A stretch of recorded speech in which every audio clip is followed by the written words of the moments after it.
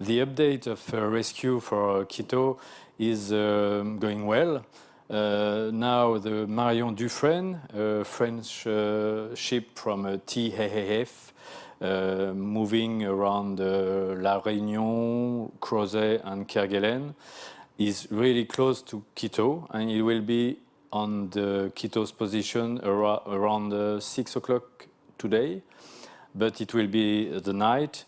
And I imagine that they will wait the daylight tomorrow morning around 2:30 for rescue completely Kito.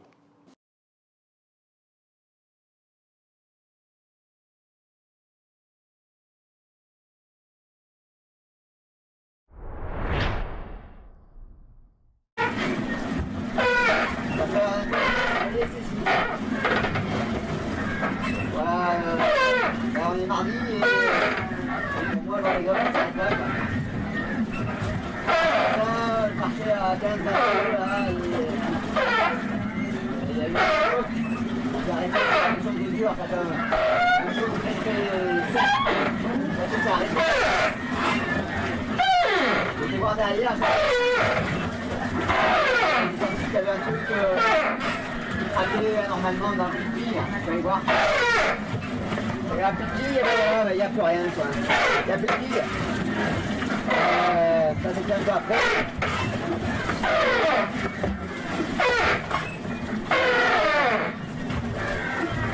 Il a arraché, il a remonté avec, il a arraché nos petites billes. Voilà, il y a une caméra là. Ça prend l'eau. Il y a le verre, il y a la grille encore, la grille, elle est venue par le terrain. Je ne sais pas comment ça va se terminer l'histoire. Soit ça reste comme ça, soit il y a quelque chose qui casse. L'axe en bas, le terrain, il va lâcher, donc le risque c'est de se garer. On est par 44 fils, jusqu'à 5-6 km. La décision, elle a dit qu'il faut évacuer le navire. Ça va être compliqué ça. Avec le navire, cette histoire là. Et là c'est trop dangereux là. Vraiment dans les pompiers, c'est pas bon du tout. Là je peux pas faire parce qu'il est arrêté, je peux pas reculer, je peux pas. Je peux juste rester sur place. Voilà.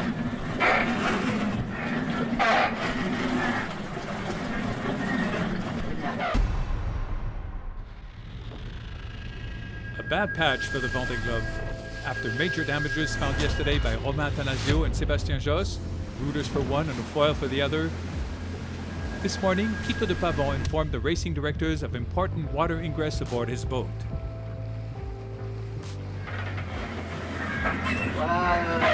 Here we are. It's Tuesday. And for me, the Vendee Globe is over. I was sailing about 15-20 knots when there was a shock. I felt a very, very strong shock. The boat halted, and I went to see in the rear and noticed something. A crack in the keel housing. And then in the keel housing, there was nothing. The keel is gone. I have no idea how all this is going to end. Must the decision be evacuate the boat? It's going to be complicated. Damn it. So now it's too dangerous. Localized north of the Crozet Islands, Kito finally asked to be rescued. The racing directors informed the marine rescue centers, so all be quickly implemented. The Marion Dufresne, a supply vessel of the French southern and Antarctic lands, is now routing to the position of the skipper he should reach tonight. It's terrible, but with 3 participations, Kito de Pavant will not have been able to achieve the Vendée Globe. Apart from Dida Costa and Sébastien Destremaux bringing up the rear, all competitors are now sailing the Roaring Forties and are confronted to the classic patterns of low-pressure system sweeping across west to east in the southern latitudes. I'm just ahead of the front, about 35 to 40 knots. It's really fast. Very impressive speeding. Quite violent, I have to say. It's the first time I reached 30 knots with a motorhome. South of Australia, on the outpost, the fight is still raging between leader Armel Lecléache and Alex Thompson, who doesn't give in.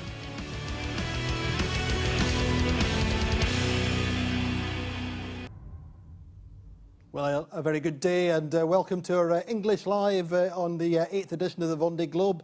It is day 31 out on the racecourse. Once again, lovely sunny day outside in Paris, but the 40s, the roaring 40s are roaring at the moment. Special guest today, well, it's relatively quiet on the plateau here. We do have our Guillaume Domaille rather than Paul. With a small mistake yesterday, but anyway, Guillaume's going to give us some insight into what some of the French skippers have been saying. A little translation from the French Live. Meantime, difficult times for Kito de Pavant on Bastide-Autillot. He was making 16 knots and he hit something over the course of the early morning. We had a news flash which was validated at midday. And it says that at 8 o'clock this morning, the Vendée Globe race directors were alerted by Kito as a technical team, serious damage aboard Bastide-Autillot. He was sailing at 16 knots under mainsail and 2 reefs in very heavy seas.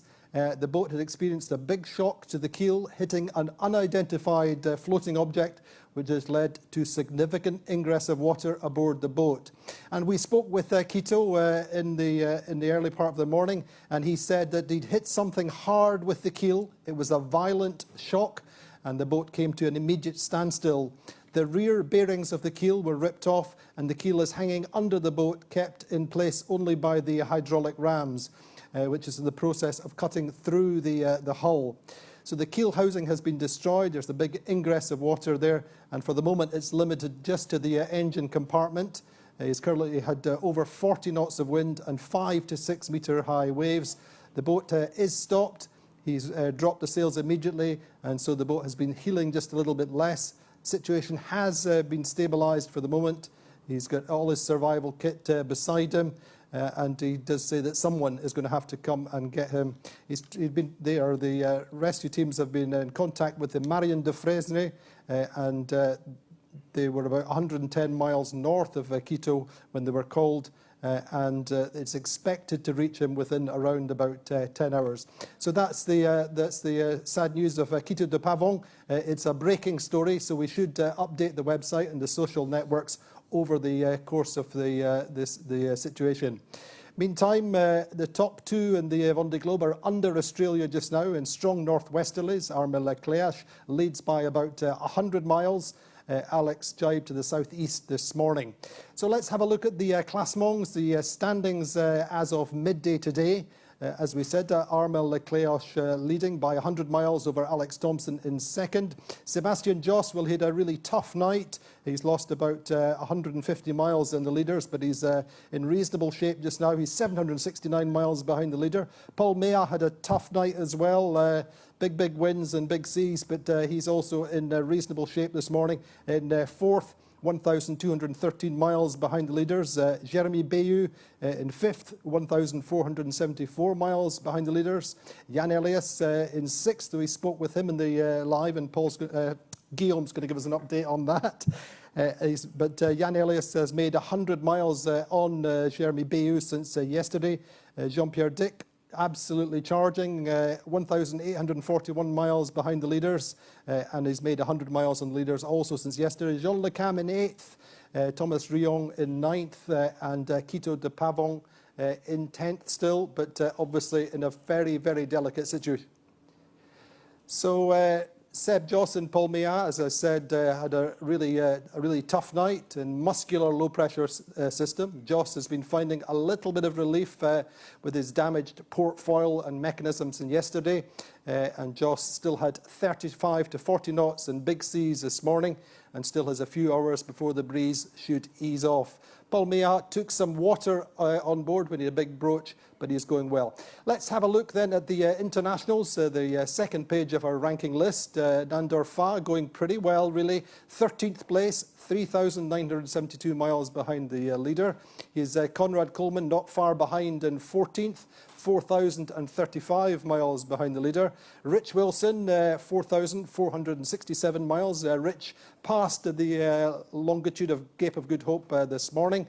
Endo Kainin in 19th. Just less than 100 miles behind Rich now in 19th. Peter Harima, our Dutch skipper, 4,647 miles behind the leader. And Didac Costa, 5,551 miles behind the leader in 24th. But he's only 20 miles from Sebastian Destremo. Destremo got his engine going yesterday, so a little bit of jubilation between the two back there. Didac's pretty much caught up with Sebastian Destremo, and of course Didac left 4 days after the start and had more than 500 miles to make up. So Guillaume, who did we speak to in the French live earlier on? So the French live we had Arnaud Boissière with at the 15th place. He's sailing at the back of the fleet, but he's okay. He's now around 14 knots of speed at the average speed. He said he had a great sea, great waves, no problem. He just has to start his engine to warm up a little bit inside because it's cold. He's in the south, so it's normal.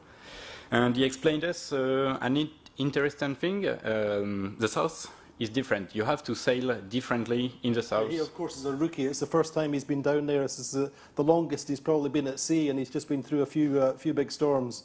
For Arnaud Boissière, no, sorry, it's Arnaud, a third time. It's a third Vendee Globe, so he knows the south. But even if he knows it, he has to be very careful in the south. Indeed. I think we do have Rich Wilson joining us. Rich passed the longitude of Cape of Good Hope earlier. Rich Wilson, how's life on the Great American? How is our Great American? Good morning, Andy. Things are fine here. Had quite the workout the last 24 or 36 hours with sail changes. The boats are big, as everyone knows, and it's quite a lot of exercise, but we're making some good progress. We have a depression coming through now and a bit of a front coming along. So making about 12, 13 knots. We were down to just the staysail and the third reef last night and some strong wind. We're putting up more sail now. And Rich, you're saying you've got stronger winds coming in. How do you prepare at this stage for the low pressures down in the South Indian Ocean? Well, I think that one of the things that's different about this boat from the 2008 boat is it's much more powerful, and so I have to learn what sail combinations will work and will work within the capabilities that I have. I'm not able to push the boat as hard as some of the other skippers seem to be. I'm more conservative, I guess. So it's interesting to see them going so very, very fast. But for me, I have to find the right combinations that will work in the stronger winds. And the last few days, we've been doing quite a bit of that. And Rich, we're 31 days into the race, over a month now. How are you physically? Pretty good. Getting some better sleep these days. It's very good sleep after some of these sail changes that are so much exercise. Are just so hard to do. And so that's good. And been eating well, and I haven't gotten thrown around the cabin too much. It's a real physical effort, that's for sure, and I think all the skippers would agree with that. And Rich, are you pretty disciplined about your sleep and your eating now? It's getting a little bit more disciplined. In the beginning, it wasn't so much because we had some repairs to make, and so when the boat needs you, you have to. But now we're settling into a little bit better of a rhythm, I think. And obviously a very long way to go, and very hard part of the Indian and Pacific Oceans to go. But it's good to have been in touch with people back home, and we're doing our big school program, and that's absolutely inspiring to me how that's working right now. So we'll just keep plugging away. Job, Rich. I mean, it's an incredible race with the group who are round about you. It's certainly not what I had expected, and you're doing great. I couldn't quite catch all that, Andy, but yes, we had a really nice group there. They were all going a little bit faster than me, so they slowly pulled away, but I think it was fun to watch, and I'm really saddened that Kojiro has had to retire, and I hope that Romain will be able to fix his rudders and come back. We've had a nice group, and there are some other boats obviously coming up from behind. They're going very fast, Enda and Pieter and Alan Rura as well. So they'll be getting here maybe today. And Rich, you got past the Cape of Good Hope. That would be a big moment for you. Could you say that again, Andy? Sorry, Rich. Yes, you got past the Cape of Good Hope this morning. Yes, that's a big one. We're in the Indian Ocean now. We've passed the 20-degree longitude, east longitude this morning at about 10:30, and that's a big one for sure. So I received an email message from Murray Lister in New Zealand, who was the chief mate aboard the cargo ship that rescued us off Cape Horn, and he said he'd be happy to talk anytime as I go across the Southern Ocean. He's been down here often, and he doesn't like it either. He doesn't like the Indian Ocean. It's a difficult place. That's great, Rich. Wonderful to speak with you as usual. A real privilege at this stage in the race. Just keep pushing, and we'll speak again in a couple of days. Good. Thanks very much, Andy. Okay. Bye-bye. So that's Rich Wilson, very pleased in some senses to get past the Cape of Good Hope earlier on in the morning, but obviously suddenly you've got the Indian Ocean ahead of him, and he's just kind of processing that at the moment. Let's have a look at the 3D animation, or fly through the fleet, and it should be interesting to see that Armel Leclerc has just got that little lead just now ahead of Alex Thompson. Armel just jibing. They had some fast periods over the last 24 hours, and they've got stronger winds coming up behind. Sebastian Josse is now about 700 miles behind, lost around about 100 miles with his damage and avoiding the worst of the storm. Paul Meillat in fourth on SMA has made some gains in Josse too, about 140 miles he's made up. Jeremy Bayou has just generally been quite steady. Jean-Pierre Dick has been particularly fast, more than 20 knot averages over the last 24 hours. He really is on a charge. Louis Burton, meantime, well ahead of the main big peloton just to the west of the Indian Ocean. Nandor Fa going really well, now in 13th, and relatively favourable conditions for the group of 8 or 9 boats, I say round about the Cape of Good Hope and just east of the Cape of Good Hope. Rich Wilson, we just spoke to him obviously. Alan Rura, Enda Okoinen racing together in parallel, and Didac and Seb Destremo pretty much side by side.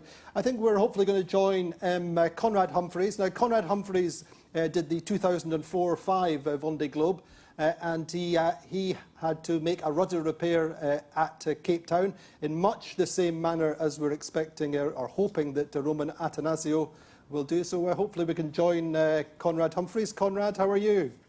Look at that. Very well, Andy. Look at that beard. I know. I've just come away from 3 months at sea, so it's grown. Just tell us what you remember about your race, in particular that incident which required you to stop at Cape Town.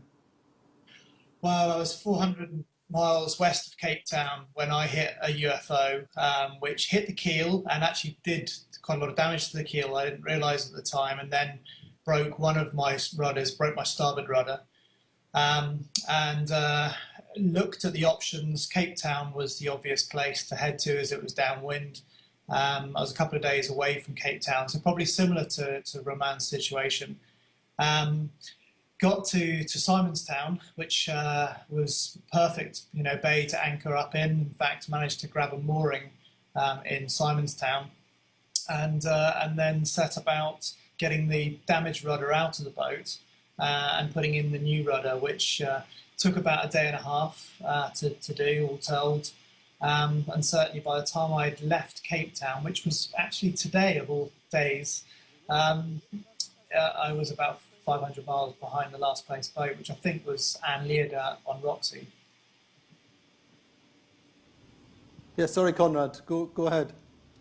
And so did you get? Yeah. No. Okay. So having then left Cape Town, I felt quite exposed, a bit behind.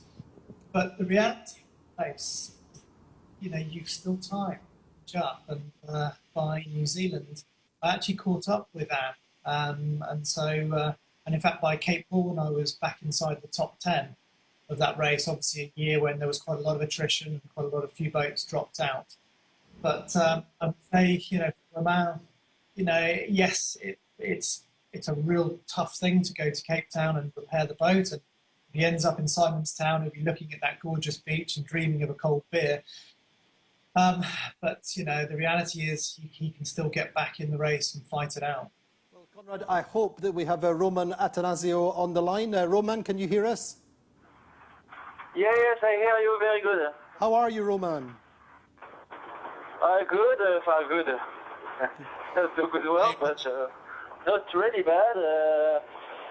Better than yesterday. I have to, because now I have a plan to try to fix, and I have a target, and that's better for me. Listen, Roman, we have Conrad Humphreys, who you maybe know, did the same kind of repair in 2005 in the race, and he'd like to say hello to you. Hey, look at A lot of big sympathy for you.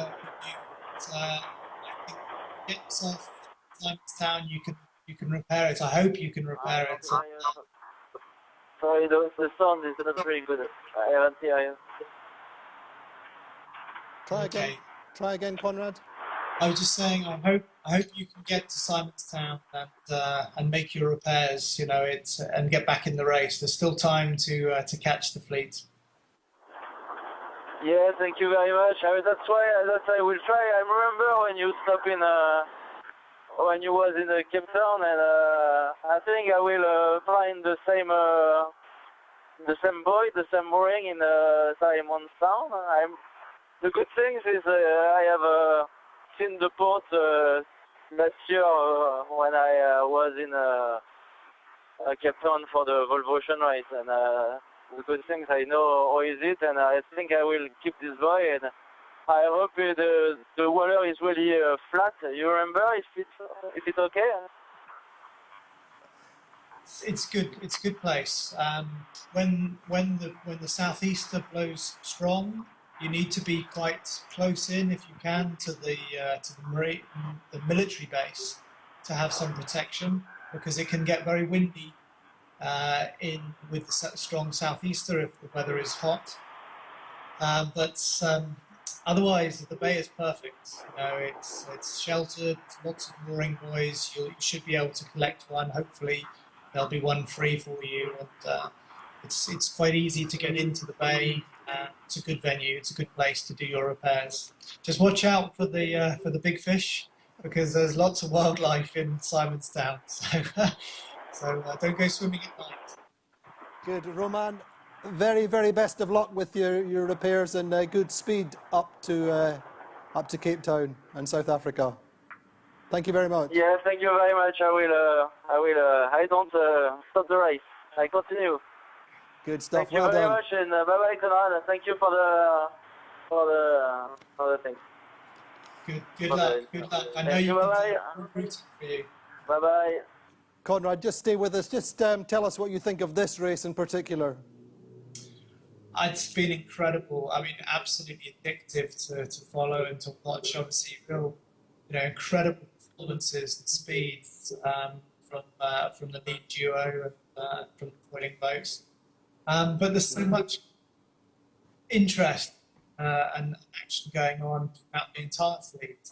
And obviously these last few days when we've seen some big weather hit the guys, it's like the Vendee Challenge. You sort of expect to see because there's so many boats. It's very, very tough. I really hope everyone get through the Indian, have a kind before they're back in the Atlantic. And Conrad, could you see yourself coming back in your 60s as Rich Wilson and Nandor Farr are doing? Oh, it's such a special race. I think everyone, who's done this race is touched by it. And, if there's ever I'll come back. I would love to. Good man. Good to speak with you, Conrad. Stay safe and we'll catch up one day, hopefully. Yes, thank you, Andy. So it's Conrad Humphreys speaking to us from his base in Plymouth, I think. And just talking about the rudder repairs he made back in 2004, around about the same time he was saying, and a few messages of solidarity for Roman Attanasio. Guillaume, you had a few other French-speaking skippers on board on the French Live. What else did we pick up? So this morning at 10 o'clock we had Thomas Ruyant from Le Souffle du Nord. He was in good shape because yesterday he had a tough day, big waves, big weather, and today it was quite okay. So he said he's going, he keeps the same pace and he's going on. Because it's his first time in the south. He's a freshman in the south. That's right, he's a rookie, isn't he? Not like not a real rookie, but in the south, yes, that's right, and in the Vendee Globe. Absolutely. And you also had Jan Elias, I believe, and he was having some messages of solidarity for Kito and Kito's situation, a situation he knows quite well. Yes, Jan was very sad. He was very touched by the story of Kito. He didn't know. We told him what happened to Kito. It's always a very powerful moment, isn't it? Yeah, we saw it on his face. He was so disappointed for Kito because he said it's his third race and he deserves to be at the end, but it will not happen. Here's hoping we hear some positive news from Kito de Pavant over the course of today. Finally, let's have a quick look at the weather situation as it stands today. First of all, looking at the front of the fleet, looking at Alex Thompson and Arma Leclerc in the northwesterlies on the front edge of the low pressure system. Further back we can see Sébastien Josse, the larger blue triangle just at the back of that low pressure system. He should still got 35-40 knots of wind, but it should drop for him progressively and he should get back into much easier conditions by the later part of the day. Then you see we can see Paul Meillat coming down fast in the southwesterlies, the white triangle. Jeremy Bayou heading up in a more northeasterly direction, also in our northwesterly breeze. Then this group behind, which have had very, very favourable conditions in strong, fast northwesterlies, and that includes, as I said, Jean-Pierre Dick. And he's been going particularly well. And if we look at the second page, which is the situation towards the back of the fleet, we can see that starting off, initially looking at, if we look at the back of the fleet initially, then they're really just starting to get their first low pressure system for them, and that's bringing them 30 to 40 knot winds. And that low pressure is going to obviously progress eastwards and catch up with the fleet. That's what Rich Wilson was talking about. Meantime, further forward, there's a southwesterly flow for the boats out to the east of South Africa, and they're in reasonably favourable conditions at the moment. Anyway, that's what we have for you just now on the English Live. As I say, keep up to date with the website, with their social media feeds, and see how things progress with Kito. But meantime, join us again tomorrow for the English Live on this 8th edition of the Vendee Globe. Et regardez qui voilà. Nous avons Yann Eliès qui est avec nous en visio. Je vous interromps, Olivier, puisqu'on va donner la priorité à Yann, qui nous fait coucou et qui est avec nous en direct des mers du Sud. Merci beaucoup, Yann, d'être avec nous. Alors ici, nous, on a une mauvaise nouvelle, on va dire, puisque Kito de Pavant a une voie d'eau au niveau de sa quille.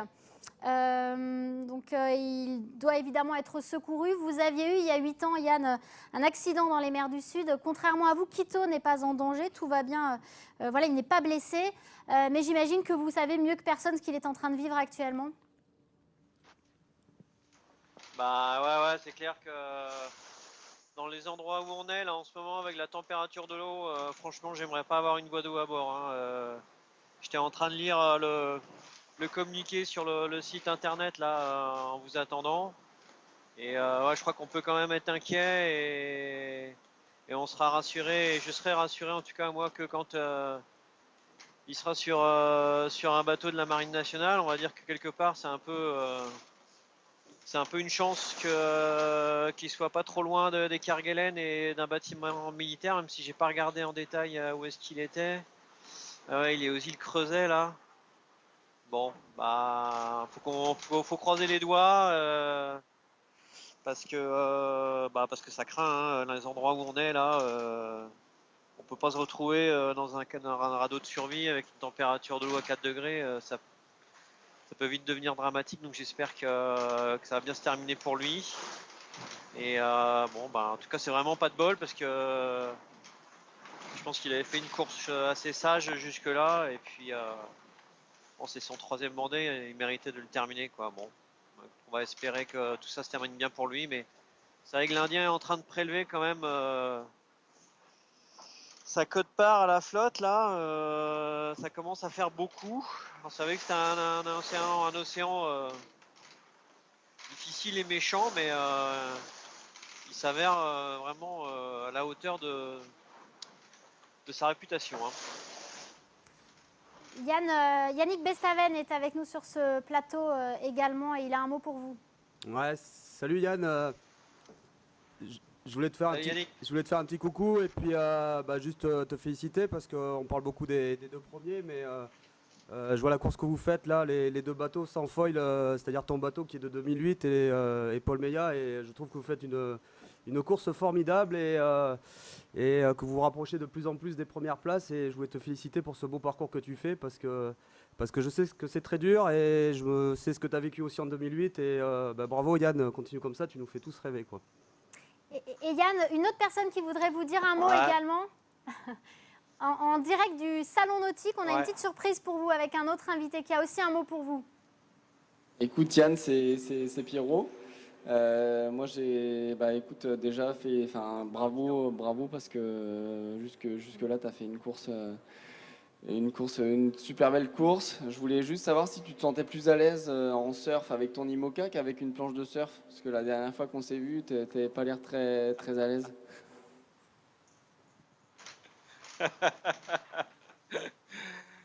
C'est sympa tous ces messages. Déjà Yannick, je vais te dire que j'espère pour toi que tu auras ta chance la prochaine fois de venir dans ces endroits-là. Tu le mérites aussi. Te dire que les hydrogénérateurs marchent bien, je fais attention.